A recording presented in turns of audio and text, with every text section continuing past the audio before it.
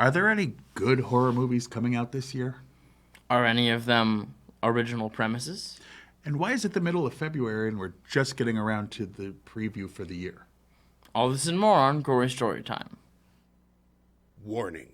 Gory Storytime is a horror movie review show by a son and his dad who thought that letting his 5-year-old watch scary movies was acceptable. If you are offended by horror or talk about blood and gore by a child, or if you don't want horror movies from the 60s through today spoiled, then there is a remote stuck in your couch cushion next to potato chip crumbs. Use it. And of course, parental discretion is advised. Why? You didn't use any. Shut up and start the show.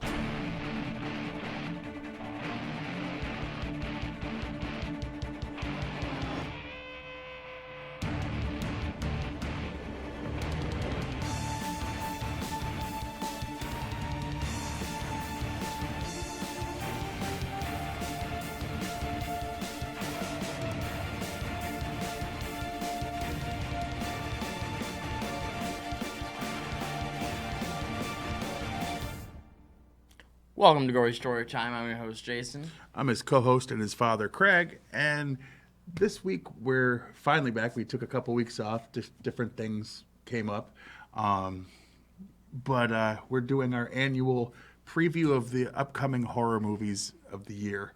Ones we're looking forward to, some maybe less, but these are at least announced to be this year. Yes. The answers to the questions. Oh, yes. If you want to go back and match these up, yes, one or two, and been busy lately. Sorry about that.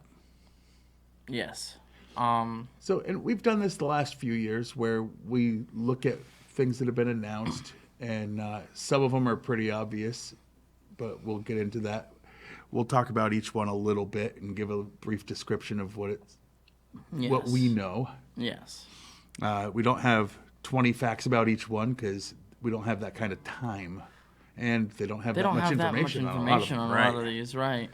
But first, why don't we roll a trailer to give you a preview of one of the films we'll be talking about today.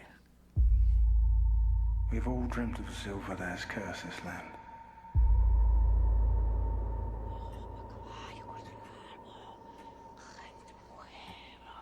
Judas asked, "What are you willing to give me if I deliver him over to you?"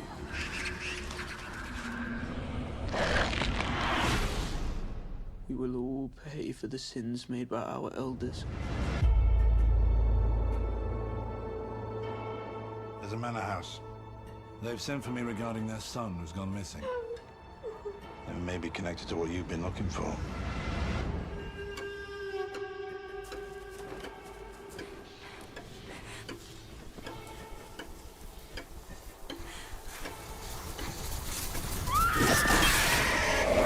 Did the girls see what attacked them?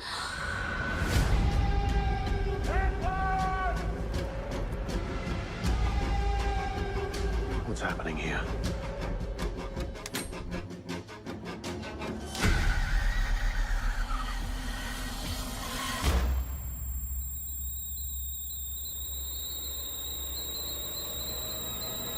The land has been cursed.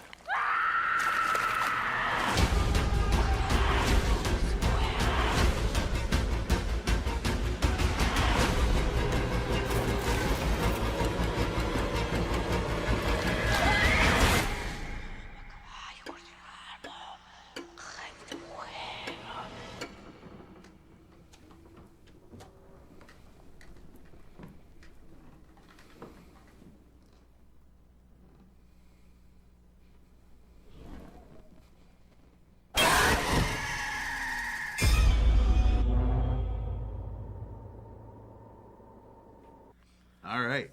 Not sure if that gave away much. Yeah, It doesn't exist yet. It's not out.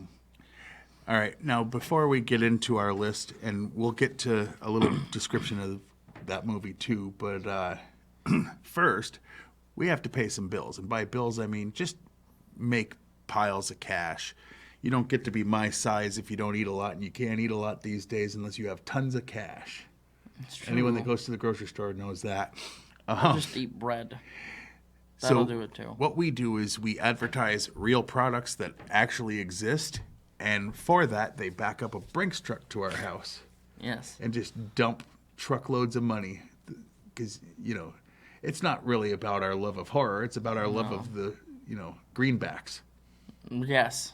Anyway. Hey, I try to change it up a little bit. Yes. While throwing in a little old school reference there. Did you notice? I did. Anyway, did you? Probably not, because who's watched that many? Who are you? This week, Gory Storytime is brought to you by Bloody Apron, the food delivery service that offers dinner and a horror movie. Like many other food boxes, Bloody Apron sends you pre-measured fresh ingredients to make a delicious meal without wasting money. Our twist is that each box is inspired by a horror movie which comes with the box, on your choice of DVD or Blu-ray. Some recent meal and movie examples are the Texas Chainsaw Barbecue, which was pulled pork in our savory sauce, corn on the cob, and smashed potatoes, along with the classic 1974 film. And, of course, the Exorcist Soup and Salad, our delicious split pea and ham soup with crackers and a side salad with your choice of up to 10 different varieties of salad dressing. Bloody Apron, scare away your hunger. And by The Big Book of Misused Words. This book gives clear definitions of words that people use incorrectly on a regular basis, with chapters divided by topic. Political language, social media language, and movie language are just 3 of the topics covered in this book. So if you don't know the difference between a remake, reboot, sequel, or spin-off, The Big Book of Misused Words is for you. Coming soon, The Big Book of Mispronounced Words, both from GST Publishing. All right. Now, so we're going to do it a little different. We'll just go back and forth. Instead of facts about a movie, I'm going to talk about a movie. You're going to talk about a movie, give a brief description, give thoughts. And instead of our favorite and least favorite scenes, we're going to talk about our most looking forward to, the one we most look forward to, and the one we're not most leery about, possibly. Yeah. All right. So I'll start off with Orphan First Kill. We did review Orphan on this show, and we loved it, so we're looking forward to this. Lena, a murderous sociopath who looks like a child due to a medical condition, escapes from an Estonian psychiatric facility. Lena impersonates the missing daughter of a wealthy family, but becomes pitted against a determined mother. And knowing how much we liked Orphan, and they have the original actress back to play a younger version of herself. Which is great. I've seen pictures, and I'm like, it works, and it's weird because it's been, over a decade at least since Orphan. Right, but the younger version of herself, with the twist of that movie, would be anything. Yeah, well. The Cursed, the one that we showed the trailer for, in rural 19th... In English. No, in France. Okay, in rural 19th century France, a mysterious, possibly supernatural menace threatens a small village. John McBride, a pathologist? Yes, pathologist, yes. All right, comes to town to investigate the danger and exorcise some of his own demons in the process. Now, this is just a thing I've noticed, which is, if it's not supernatural, there has to be a really good explanation for that scarecrow moving. Yeah, I agree. I mean, we watched the trailers for as many as we could, but in a half-hour show, we really can't play too many. But possibly supernatural. I mean, it definitely seems that way. The Texas Chainsaw Massacre. Influencers looking to breathe new life into a Texas ghost town encounter Leatherface, the legendary killer who wears a mask of human skin. It's coming out shortly, actually, on Netflix. Like in 4 days. Yeah. Well, by the time this the gets 18th. put up, is that what it was? I didn't write that down, so let's today. not. It comes out the 18th, according to the trailer I watched. Well, the point is, and I've heard rumors that it's a sequel to the original without counting the reboots, obviously, or the sequel. The sequels. Well, there was a few sequels to the original. There were 4, right? I think so. Yeah. Counting a new beginning. Yeah. Next.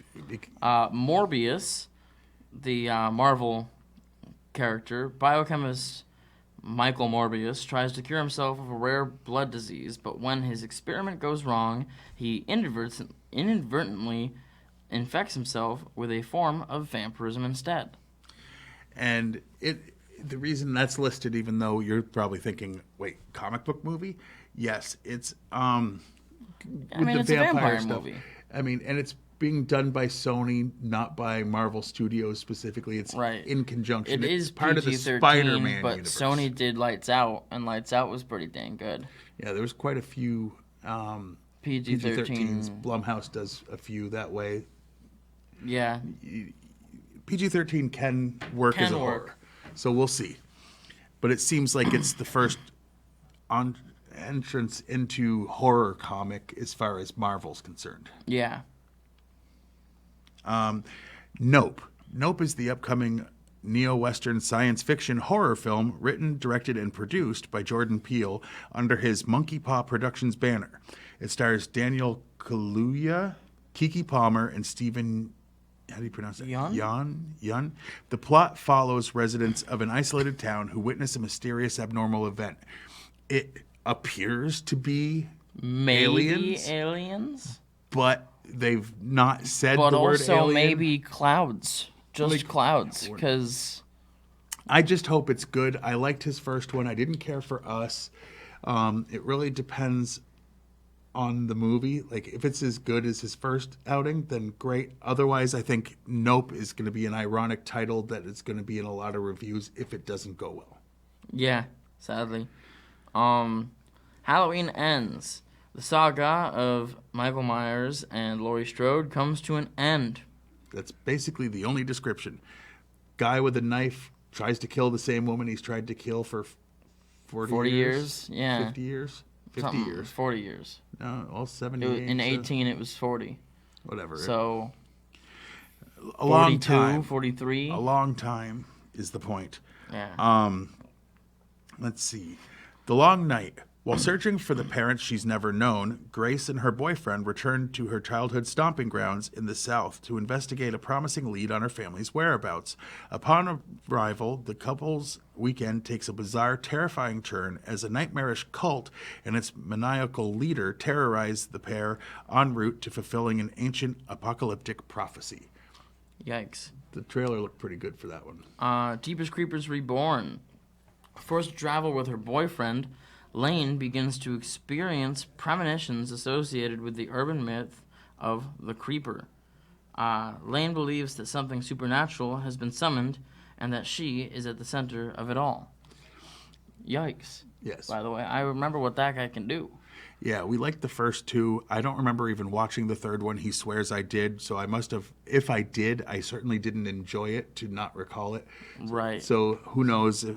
Hopefully, well, that one was made for Sci-Fi Channel, right? It went straight to Sci-Fi. This one, I don't think it's going to have that problem. It's going to be back to an R. I hope. No exit. A young woman becomes stranded in a highway rest stop during a blizzard and discovers a kidnapped girl in a van. Determined to discover the identity of the kidnapper, she investigates a group of strangers trapped inside with her. And that looked good, too. Oh, my. Yeah, I remember that. Studio 666, legendary rock band Foo Fighters, move into a Encino mansion steeped in grisly rock and roll history to record their much-anticipated 10th album. Once in the house, Dave Grohl finds himself grappling with supernatural forces. And I just thought that was kind of cool. And it seems like there's going to be some humor to this one. It's a comedy horror. Yeah. And I think it was in that order, comedy horror. But either way, sounds like a fun idea. X. I hadn't heard of this until you showed me the trailer today, but it looked good. In 1979, some young filmmakers set out to make an adult film in rural Texas. But when their reclusive elderly hosts catch them in the act, the cast members find themselves in a fight for their lives. Yeah, yikes. Firestarter.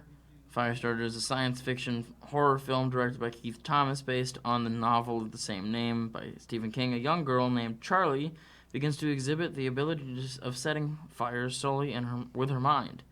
This volatile talent makes the youngster extremely dangerous, starring Zac Efron, Ryan Kiera Armstrong, Sidney Lemon, Michael Grey Eyes, Gray Eyes, and Kurtwood Smith.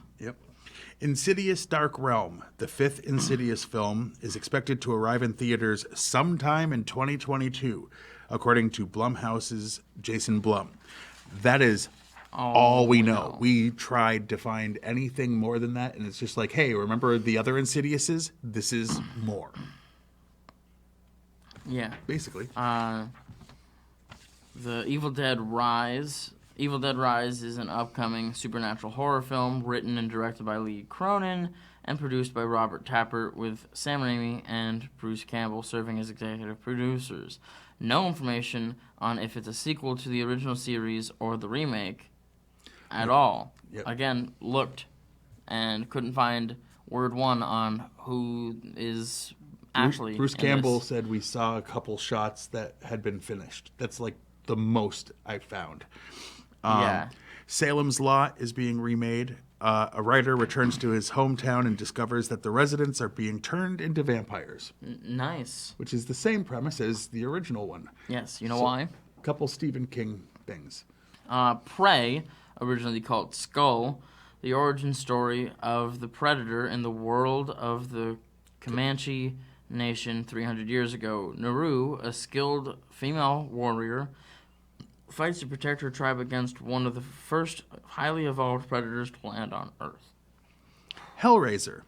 Hellraiser is an upcoming American horror film directed by David Bruckner with a screenplay by Ben Collins and Luke Piratowski from a screenplay by David S. Goyer, coming to Hulu. I also know that they've turned the character of Pinhead, which Clive Barker hates that was the name given to Pinhead. That wasn't what it was in the story. And they're making it a female. There were female Cenobites in the original, so I don't know why they needed to do that. Maybe they just wanted to be a little different. They did say that it's going to be closer to the original short story novella or whatever that he had done, The Hellbound Heart. The Black Phone. Look good. Yeah. Finney Shaw is a shy but clever 13-year-old boy who's being held in a soundproof basement by a sadistic masked killer. When a disconnected phone on the wall starts to ring, he soon discovers that he can hear the voices of the murderer's previous victims, and they are dead set on making sure that what happened to them doesn't happen to Finney. And it looks good. It looks awesome. Hatching. This one's not in English, but it looked really good. So if you can get over the fact that you're going to have to read it, it looks... I mean, there was a few that we've liked. Goodnight Mommy or whatever. Goodnight Mommy is probably the best one that we've watched. That we had to read while watching. Anyway, so Hatching. Tinja is a 12-year-old gymnast who's desperate to please her image-obsessed mother. After finding a wounded bird in the woods, she brings its strange egg home, nestles it in her bed, and nurtures it until it hatches. The creature that emerges soon becomes her closest friend and a living nightmare, plunging Tinja into a twisted reality that her mom refuses to see. That looks pretty dang good. Men. A young woman goes on a solo vacation to the English countryside after the death of her ex-husband. Creepy things happen. I added that because I saw the trailer, and that's all the information they really had about it. And so I was like, well... just going out to the countryside doesn't seem like enough. I'm going to keep this here because... All right. Now, out of this list, what movie are you least excited for? That's an easy one. Insidious Dark Realm. Yeah. I watched the first one, and I'm surprised I made it all the way to the end. We've talked about this on the show before, but when we watched Insidious... we tried so hard to like it because the trailer looked amazing. It did. And then the movie didn't work for us at all. It fell flat the entire time. And then Insidious Chapter 2 came out, and the trailer looked amazing. And I didn't even go through the pain of watching any of it. No. Because, you know what I'll do? I'll just watch the trailer. Yeah. I'll just watch the trailers and say, wow, that looks good, and then... not go through the pain. Basically. I'm going to, just to add to my doubling down on my hatred of the rebooting the timelines and screwing with things, I didn't watch the last 2 Halloween movies, because they're like, hey, everything was nonsense except for the first one, and now he's not going after his sister Laurie. He's going after Laurie. They're just not related, and I don't like the way they do that in movies when you screw up the timeline. And just, this is the 3rd timeline, not counting the remake 2 by Rob Zombie, which were phenomenal. And not a lot of people had good things to say about Halloween Kills. You liked Halloween. I still want to see it. I don't have any interest. They say it's the last one with Laurie Strode and him, and I don't believe it, because I exist. When they make a buttload of money, they'll find a way to stretch it out and just run it further into the ground. To me, it's one of the weakest series that I like the original. Yeah, I can probably agree with that. Because even with the weak entries in Nightmare and Chucky, the weak entries in Nightmare, there's weren't enough 2. There was a couple in Jason. There was a couple, maybe Leprechaun has more weak ones, but Leprechaun has way more weak ones. But those, at least the weak ones, are fun. They're funny. Leprechaun in Space, Leprechaun in the Hood, those are at least fun to watch. They're not good movies, though. Not even a little bit. But I'm going to go with Halloween as I'm least looking forward to. All right. What are you most looking forward to? That's a difficult one, because there's some really good ones on here. I know. I'm probably going to go with Orphan. Okay. But it's a close call. But Orphan is the one I'm going with, because the first one was just brutal and amazing. It was psychologically twisted around every corner. Very similar to The Good Son in many ways. In many, many ways, except for the major twist in Orphan. Well, right. But otherwise, it's the boy version versus the girl version of the same idea. Some of these I hadn't even heard of until today, but I'm going to say The Black Phone had one of the better trailers. I mean, Ethan Hawke I'm looking is a forward, great actor, and he's playing the bad guy. Yes, and I'll go with that one. The kid named Finney I don't know who plays him, but he looks very similar to Finn Wolfhard in a couple of shots scenes there, and they named him Finney, and you're like, I wonder if that was on purpose. I doubt it, but it could be. But there's a few on here that I'd like to see, to see a Predator movie if they get it right. It's been a while. I liked the first 2. I didn't like the Predator versus Aliens. I didn't like Predators. But hopefully doing this. And it's going straight to Hulu, and I'm not 100% sure if it's a movie or a show. I think it's a movie. But yeah, I mean, so like I said, The Black Phone's going to be my pick, but there's quite a few. There's probably 3 that we mentioned, maybe 4 that I'm just not looking forward to. Actually, you know what? That's what I'll say. Mine, I'll say I don't really feel like I'm looking forward to, let's see, the Firestarter remake looks like they screwed up some major things from the trailer. It looks like they're just making her a superhero. Insidious, I don't care for. Halloween, I don't. And Evil Dead I like the series of I have hope for show. Jeepers Creepers because the first 2 were good. Studio 666 looks fun. I would say the ones I'm leery about, but I'm going to definitely watch, is Jeepers Creepers and Nope. Those are the ones that I have the most worry for because it could go either way to me. Yeah. And then everything else, I'm excited. Yeah. I'd like to see a good special effects version of, Salem's Lot and... Oh, yeah, and Morbius I'm looking forward to. I'm thrilled because the more they bring villains onto the screen as their own characters and not just killing them off in their first entry, it's like, hey, finally, they understand what a villain can be. But I guess that's about it for this week, right? Yeah. We can't rate them. We haven't seen them.